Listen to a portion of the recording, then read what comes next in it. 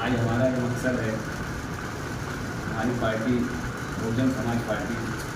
जो इस देश की तीसरे नंबर की सबसे बड़ी पार्टी है, और हमारी पार्टी का खास मकसद ये है,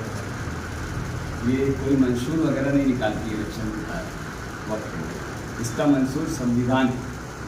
संविधान में हर आदमी को लिखा हुआ है, हर हक आदमी का लिखा हुआ है। एक करोड़पति आदमी से लेकर एक नीचे का गरीब आदमी का भी हक लिखा हुआ है, उसके साथ क्या करना चाहिए। इसलिए हमारा मंशूर नहीं है, हम संविधान को जो है उसके ऊपर अमल करेंगे तो ये देश खुशहाली से तरक्की करता रहेगा। और जैसा कि पुराने लोग कहा करते थे कि हमारा ये देश किसी वक्त सोने की चिड़िया कहलाता था या उसका सपना देखते थे, लेकिन आज जो है वो पूरा अभी तक तो हम नहीं देख पाए इसको। लेकिन हमारी जो बीएसपी पार्टी है वो ये चाहती है कि इस देश को सोने की चिड़िया बनाया जाए और इस देश में हिंदू, मुस्लिम, सिख, ईसाई ये एक बैनर तले आकर अपनी हुकूमत कायम करें। इस मकसद के तहत बहुजन समाज पार्टी ने मुझे मालेगांव के नंबर 2 से उम्मीदवार बनाया है, और मैं कोशिश ये कर रहा हूँ कि हमारे तमाम जो मज़ाहिब के लोग वो एक साथ आए और एकजुट होकर हाथी निशान पर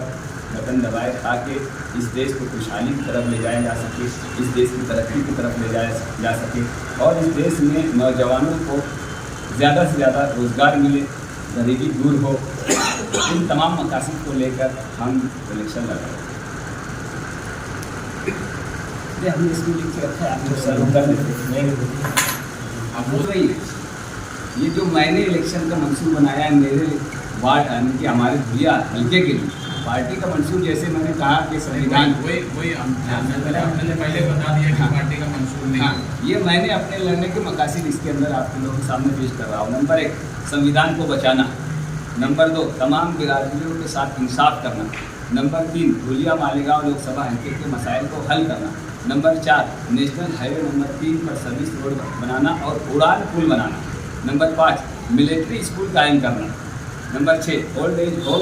जारी करना, नंबर 7 बेवाओं का आश्रम घर बनाना, नंबर 8 धुलिया मालेगांव में रेलवे लाइन शुरू करने के लिए कोशिश करना, नंबर 9 गवर्नमेंट का MBBS कॉलेज और लॉ कॉलेज कायम करना, नंबर 10 मालेगांव को जिला बनाने की कोशिश करना, नंबर 11 सामान्य रोगनालय को सिविल अस्पताल का दर्जा देने की जिद्दोजहद करना,